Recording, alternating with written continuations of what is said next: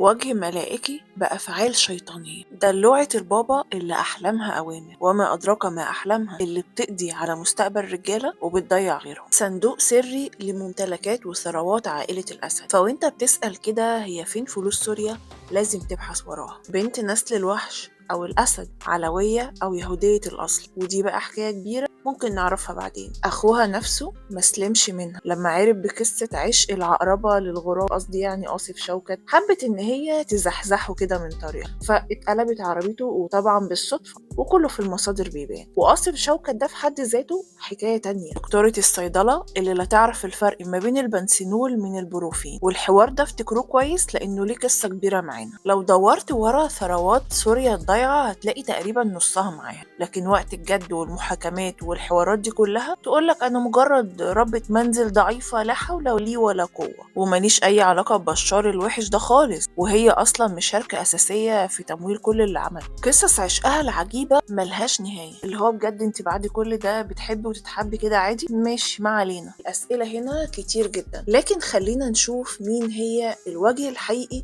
لبشرى الأسد، وإزاي كان الدراع مهم جدا في صدنايا وكل أحداث سوريا، ونعرف حكايات العالم السري ورا الوجه الملائكي، ونهاية قصتها العجيبة بإيد أكتر واحدة حاولت التقرب منها. خلينا ندردش في كل ده مع بعض في أصل الحكاية. معاكم سميرة عبد الغني، ودي قناة اقرأ لي كتابة.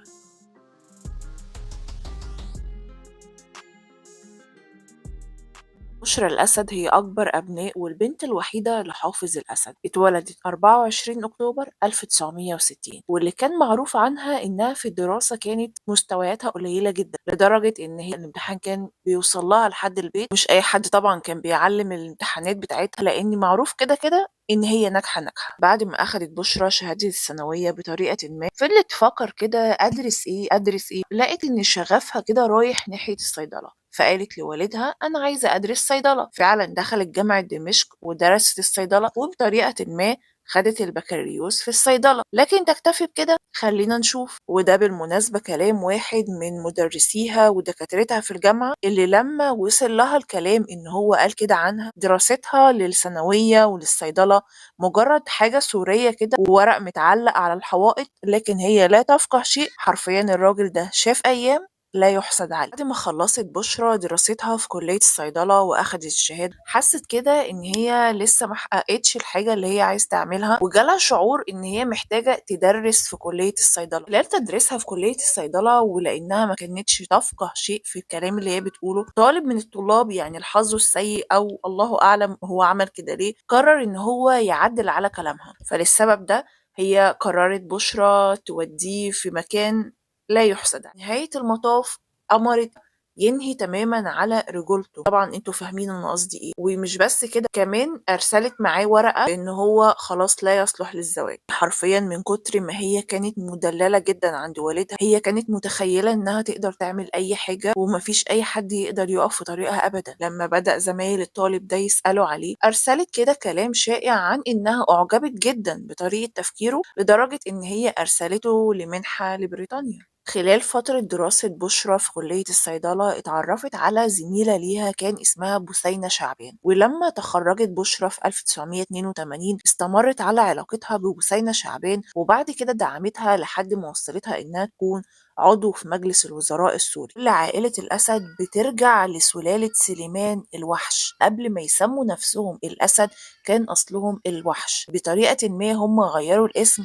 لأن السلالة دي من أغلب المصادر بتأكد إنها سلالة أصلها أصلا يهودي، لكن جدها سليمان الوحش وبطريقة ما، واللي كان معروف عنه شوية الخبث، بدأ يتسلل كده لسلالة العلوية، لدرجة إن هو انخرط ما بينهم، وبعد كده بدأ يتبع أسلوبهم، أو يقول إن هو ضمن السلالة دي عشان ينخرط وسطهم أكتر. أما لو اتكلمنا عن الجدة واللي هي ناعسة شلش، فدي ليها قصص وحكايات كتير جدا، ممكن نخليها في حلقة لوحدها لأن حكاياتها كتير، ونقدر نلخصها هنا بأنها كانت من المعروف إنها امرأة غير جيدة أخلاقيا أبدا. وللأسباب دي كده مجتمعة حاولت عائلة الأسد إن هي تلغي اسم الوحش أصلا من تاريخ بشرى الأسد، ولأنها كانت مقربة جدا من والدها ويقال عليها إنها مدللة البابا، كانت بتحاول تلفت نظره وتأكد له قد إيه هي محل ثقة جدا. قررت إن هي تشارك في الفروسية وتشارك في مسابقات فيها. هنا اتعرفت على رامي الشاعر مدرب الفروسية الخاص بيها، كان أصله أصلا فلسطيني. فالموضوع ما عجبش أبدا أي حد من عائلة الأسد نهائيا. أول ما الموضوع ده وصل لحافظ الأسد قرر إن هو فورا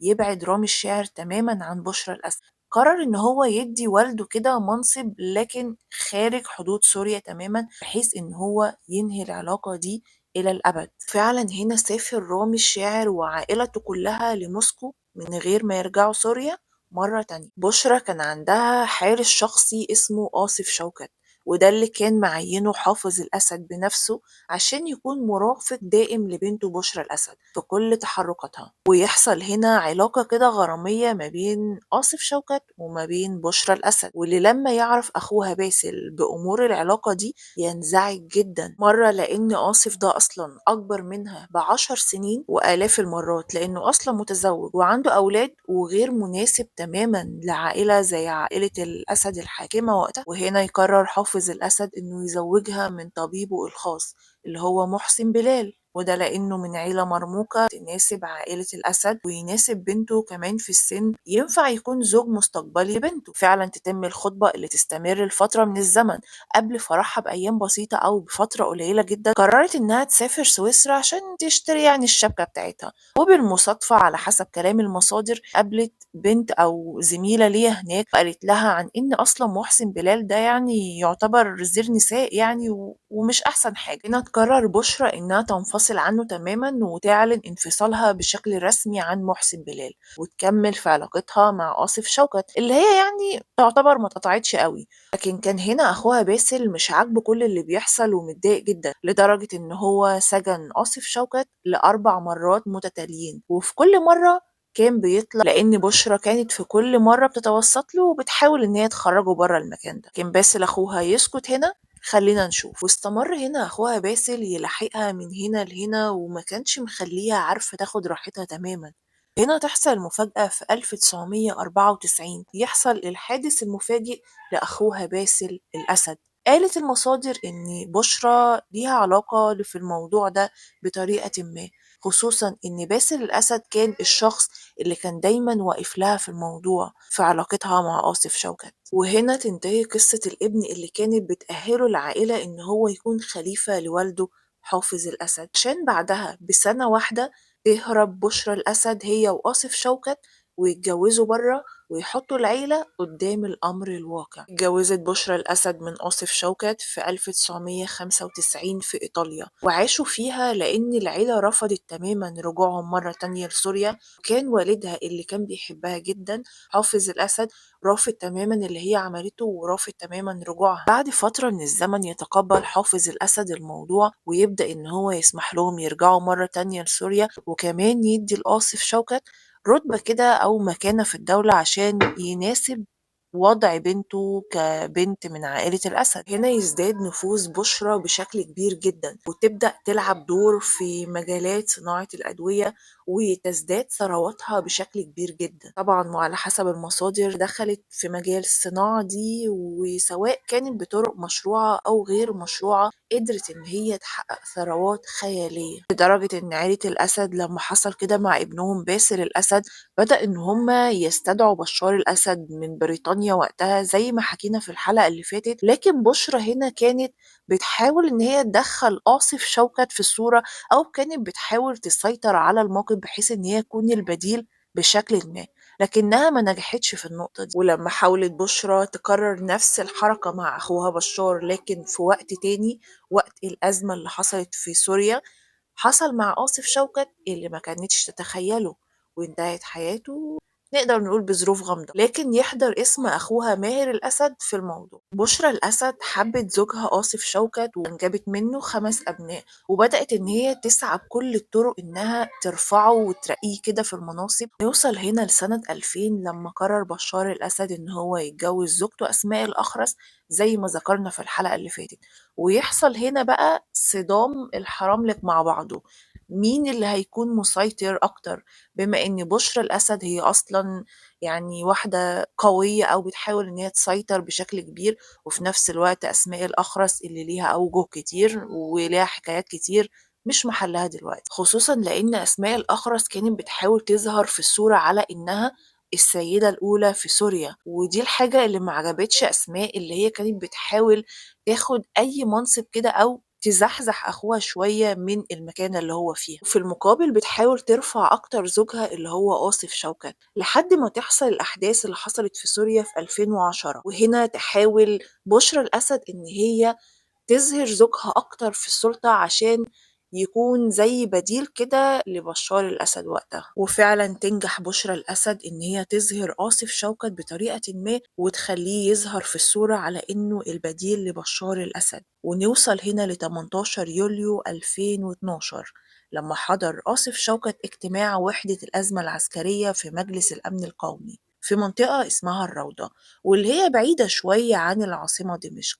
وهنا يحصل تفجير مفاجئ للمكان اللي هو كان فيه، وتنتهي حياة آصف شوكت. وتفهم هنا تماما بشرى إن المخطط بتاعها مش هينفع أبدا. بعد شهرين بالظبط من وفاة زوجها تقرر إن هي تاخد ولادها الخمسة وتسافر وتعيش في دبي. كل ده يحصل بعد ما قدرت بطريقة ما إنها تحول كل ثرواتها وممتلكاتها لخارج سوريا طبعا. وبسبب الأحداث اللي حصلت في سوريا وقتها فكان في كده بعض تأزمات أو التقفيل على النظام السوري وقتها. فكانت بشرى الأسد لأن هي مدركة للأمور أو للوضع الجديد اللي هي بقت فيه، كانت بتحاول تساند أخوها بشار بالدعم المادي، على اعتبار يعني إن لو هو اللي نجح في الموضوع وقدر يسيطر على الوضع فتقدر إن هي ترجع مرة تانية أو ما يطولهاش أي حاجة من اللي ممكن يعملوا فيها. فكانت بترسل ليه الدعم المادي في وسط الضغوطات أو الأزمات المادية اللي كان بيتعرض ليها وقتها من النظام الدولي. وهنا نقدر نقول طبعا إنها مشاركة في كل اللي حصل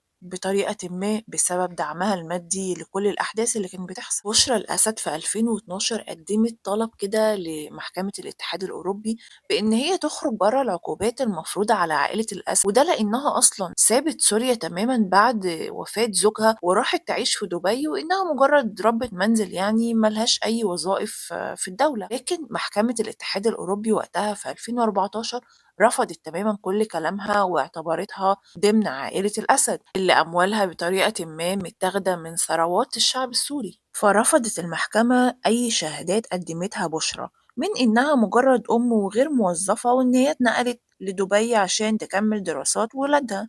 لكن يحضر هنا ضاهي خلفان واللي هو نائب رئيس الشرطة والأمن العام في دبي، ويتكلم عن إن بشرى الأسد أصبحت دلوقتي يعني امرأة ضعيفة لا حول لها ولا قوة. وقال كده نصا ضاهي خلفان: ما ذنب بشرى بنظام الأسد؟ إنها امرأة عربية أتت بأولادها بعد أن قتل زوجها، امرأة ضعيفة جاءت إلى هنا لتستقر، لماذا هذا الحقد بشأنها؟ ويأكد ضاهي خلفان إن بشرى ليها علاقة مميزة كده بدولة دبي اللي لجأت فيها من 2008 عشان تحتمي أو تحاول يعني يكون ليها وساطة كده ما بينها وما بين أخوها باسل اللي بيحاول يمنعها عن آصف شوكت، وده اللي كان أصلا قبل بداية 2011 وأحداثها بكتير، عشان يتقال بعد التصريح ده إن أصلا ضاهي خلفان متزوج من بشرى الأسد. ونوصل هنا ل 22/12/2024 وهو اليوم اللي تم الإعلان فيه عن وفاة بشرى الأسد بطريقة غريبة، وده يحصل أثناء إقامتها في قصرها اللي موجود في دبي على إيد خادمتها، ده على حسب اللي أكدته أغلب المصادر، واللي بالمناسبة هسيبها لكم في الوصف تقدروا تشوفوها في أي وقت. كده أكون شاركت معاكم أصل حكاية بشرى الأسد أو دلوعة البابا أو سفاحة سوريا زي ما بيقولوا عنها. لو شايف إن المحتوى مهم يستحق الدعم أتمنى إن انتوا تدعموه وتشاركوه مع غيركم. لو أول مرة بتشوفونا اشتركوا في القناة وأشوفكم على خير إن شاء الله في فيديو جديد. مع السلامة.